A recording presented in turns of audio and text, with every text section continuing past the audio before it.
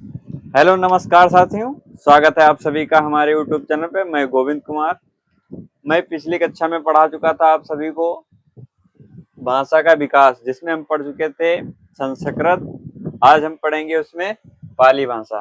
पाली भाषा क्या है, इसकी उत्पत्ति कैसे हुई है, तो हम जान लेते हैं। सबसे पहले पाली भाषा। पाली भाषा का समय क्या है हमारा, 500 से 100 ईसा पूर्व।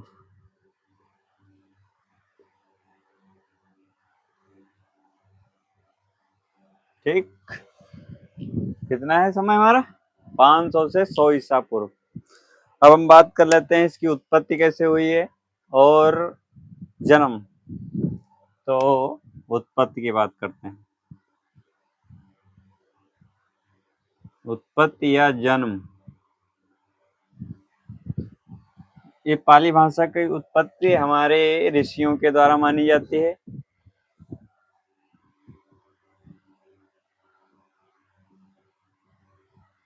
ऋषियों के द्वारा, जैसे हमारी संस्कृत भाषा देवताओं के द्वारा, वैसे ही पाली भाषा ऋषियों के द्वारा। ठीक है, तो कुछ इसके पॉइंट हैं जो हम जान लेते हैं। जैसे आम जन मानस की भाषा,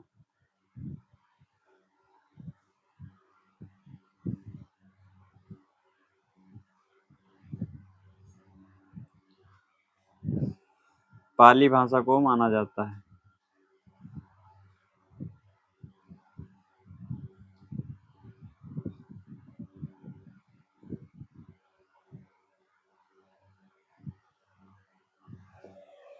वैसे ही देशज भाषा या देसी भाषा के नाम से भी जाना जाता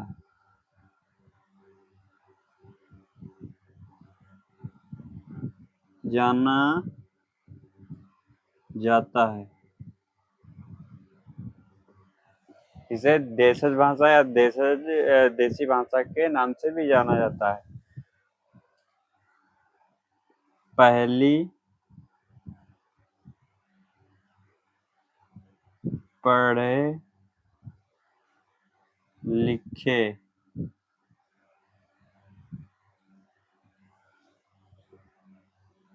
मानवों के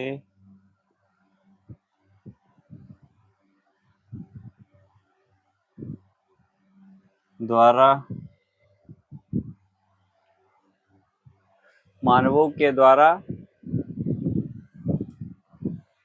पहली मानवों के द्वारा मानी जाती है। ठीक है,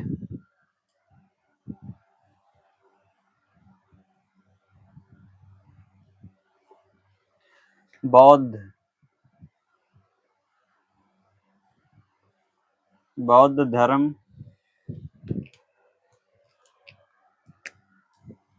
की भाषा भी कहा जाता है।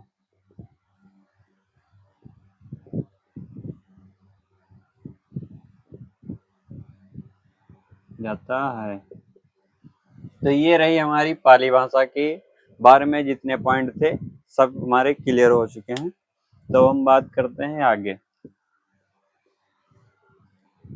हम बात करेंगे कि हिंदी शब्द जो है, हिंदी शब्द की उत्पत्ति कैसे हुई है।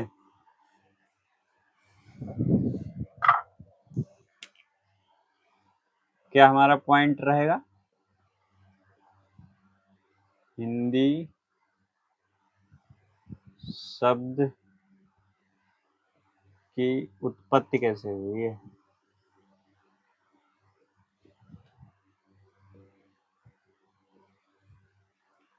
हुई है, ये हमारा टॉपिक है।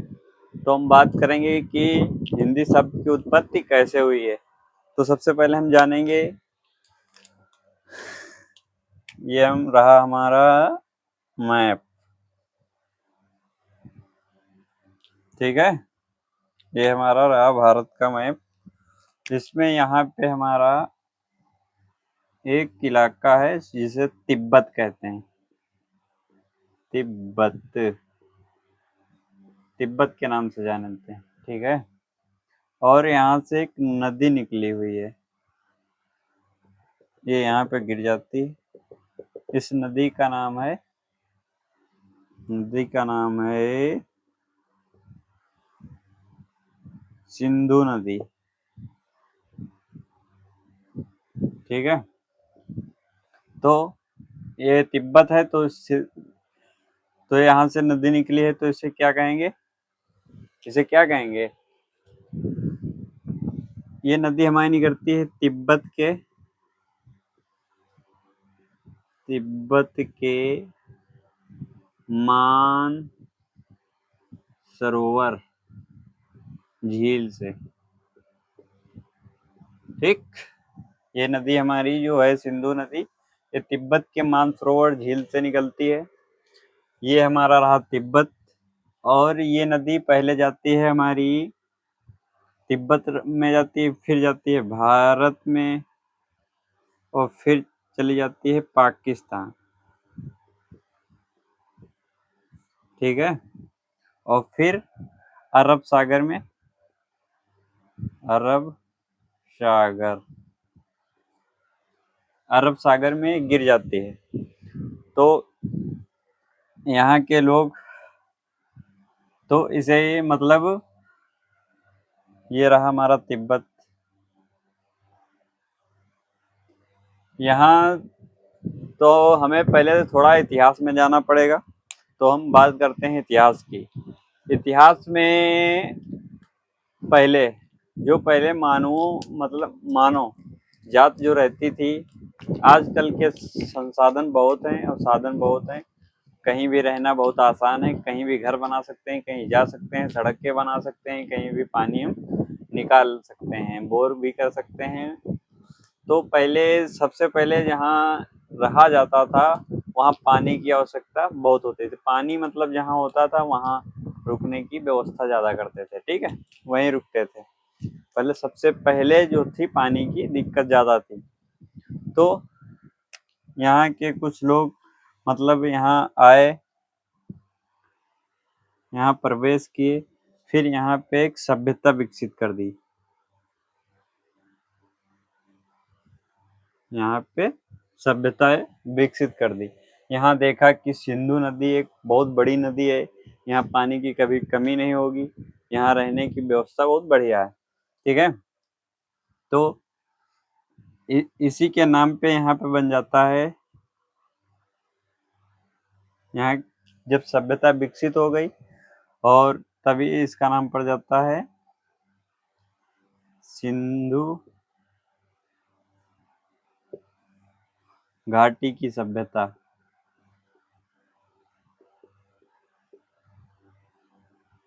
सभ्यता, ठीक है। तो सबसे पहले बात करते हैं कौन सी है सभ्यता है। सभ्यता है हमारी सिंधु घाटी की सभ्यता, क्योंकि जो हमारा ये ये सभ्यता मतलब यहाँ आ चुकी है, विकसित हो चुकी है। ये नदी के लेफ्ट और राइट साइड की जो हमारी है उसको कहते हैं घाटी, और तभी यहाँ सिंधु घाटी की सभ्यता कहा जाता है, ठीक है। यहाँ का जो आसपास का एरिया है इसे कहते हैं सिंधु प्रांत,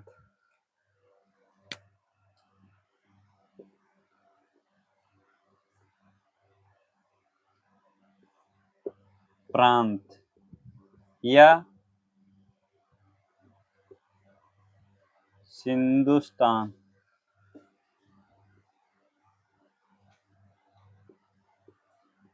सिंधुस्तान, ठीक है। यहाँ का जो क्षेत्र है, क्षेत्र वो हो जाएगा सिंधु प्रांत या सिंधुस्तान। और यहाँ के लोग कौन हो जाएंगे, सिंधी लोग, हिंदू लोग, ठीक है। और यहाँ की भाषा क्या हो जाएगी? सिंधी, ठीक। और अब हमें कुछ जाना पड़ेगा विश्व के मैप में। तो विश्व के मैप में यहाँ सभी जानते हैं, यहाँ पे हमारा एक देश है जिसे हम ईरान के नाम से जानते हैं, ईरान, ठीक है। ईरान देश, यहाँ के लोग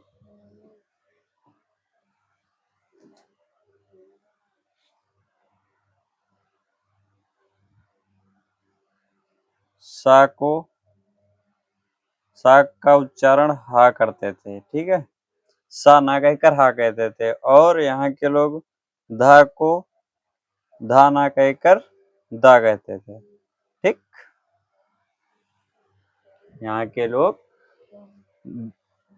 सा ना कहकर हा कहते थे और धा ना कहकर दा कहते थे। तभी ऐसा होता है कि यहाँ के लोग इसी यहाँ आए, तब ये सिंधु नदी को ये हिंदू नदी कहते थे, ठीक है। और ये जो है सिंधु घाटी की सभ्यता, इसे कहते थे ये लोग हिंदू घाटी की सभ्यता।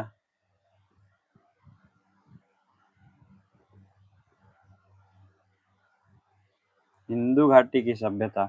और सिंधु प्रांत की जगह, सिंधु स्थान की जगह ये लोग हिंदुस्तान कहते थे, हिंदुस्तान के नाम से ये उच्चारण करते थे, ठीक है।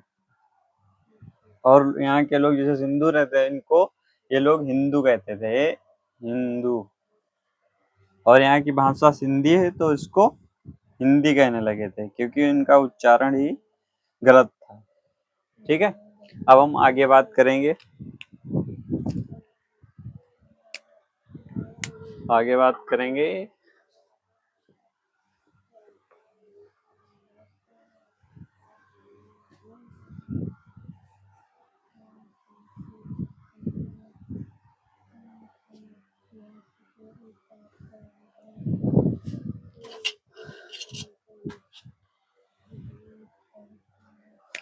तो अब इसमें हमारे 3 प्रकार के क्वेश्चन पूछे जाएंगे। क्वेश्चन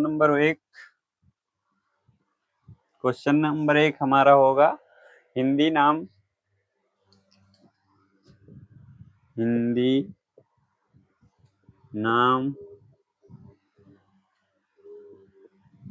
किस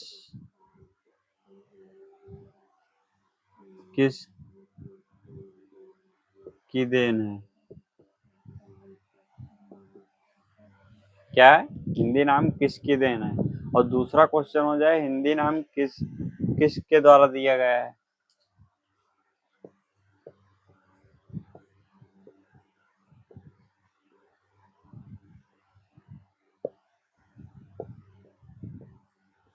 हिंदी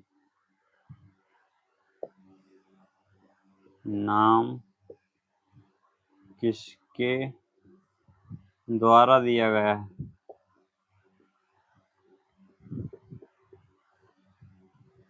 तो बात कर लेंगे हिंदी नाम किसके द्वारा दिया, हिंदी शब्द किसका परिमाण है। तीसरा क्वेश्चन,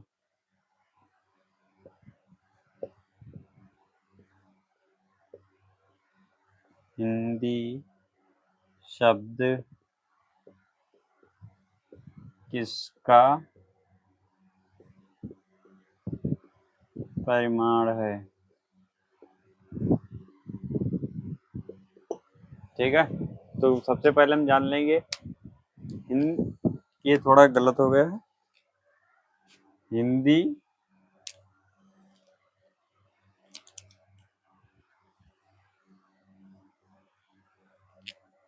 हिंदी शब्द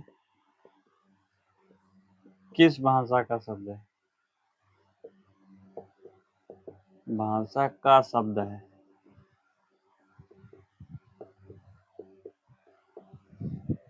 तो इसका आंसर हो जाएगा हमारा फारसी। ठीक। और इसका हिंदी नाम किसके द्वारा दिया गया है? तो ईरानियों के द्वारा।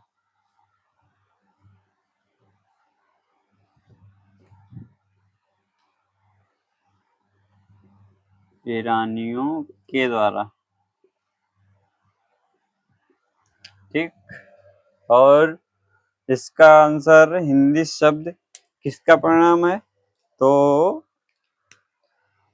गलत उच्चारण का।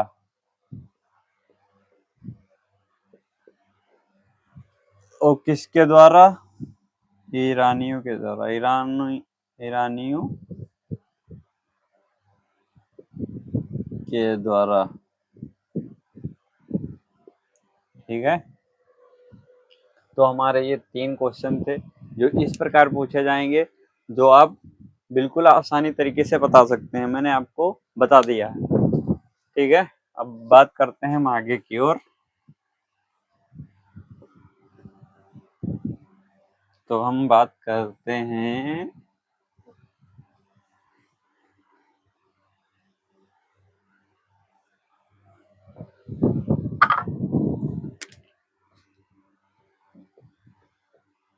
कौन सा शब्द सही लिखा है, बताना है।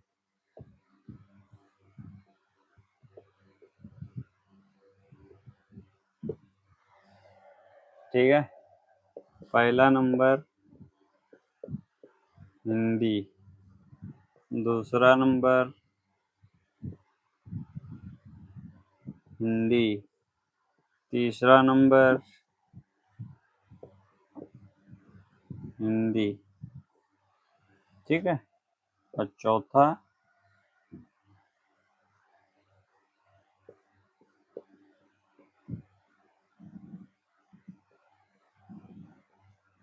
सही है। तो जवाब दीजिए। तो इसमें अनुसार का प्रयोग किया गया है।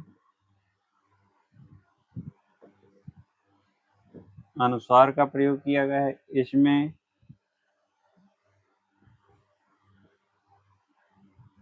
इसमें क्या किया गया है? ये जो है ना आधा है, तो इसमें स्वर रहित है। ठीक है। और इसमें हलंत का प्रयोग किया गया है। हलंत, हलंत का प्रयोग किया गया है इसमें। हलंत का प्रयोग किया गया है। तो इसमें हमारे सही तो सभी हैं, लेकिन इसमें तो सबसे जो हमारा सही हो जाएगा, इसमें सही तो सभी हैं, तो इसमें आंसर हो जाएगा हमारा, इसमें सभी सही हैं। लेकिन बात करते हैं, अगर आधुनिक आधुनिक व्याकरण के आधुनिक व्याकरण के विद्वान विद्वान के द्वारा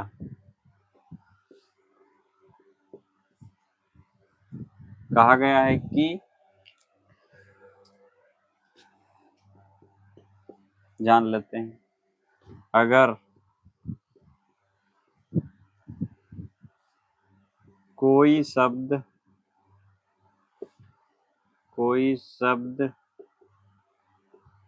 के मध्य में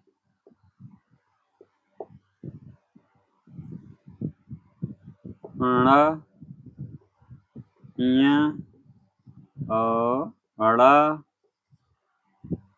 और न और म, अगर ये व्यंजन आते हैं, किसी के मध्य में ये व्यंजन आते हैं, तो हम क्या करते हैं? तो इसमें अनुस्वार का प्रयोग करते हैं। अनुस्वार का प्रयोग करते हैं।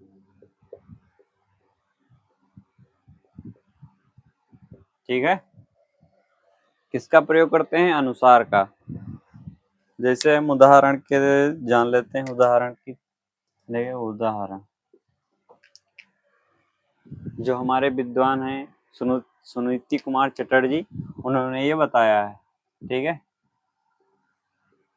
सुनीति कुमार चटर्जी ने ये बताया है। उदाहरण जैसे ही संसार, संसार आपने ऐसा लिखा देखा है? संसार आपने ऐसा लिखा तो देखा नहीं होगा। और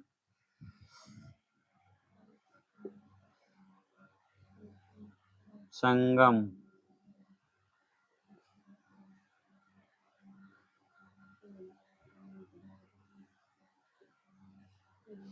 संगम ऐसा लिखा तो देखा नहीं होगा। और संकल्प,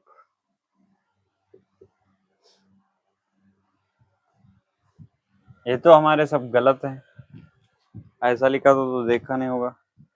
कैसे संसार कैसे लिखा जाता है? संसार ऐसे लिखा जाता है, और संगम ऐसे लिखा जाता है, और संकल्प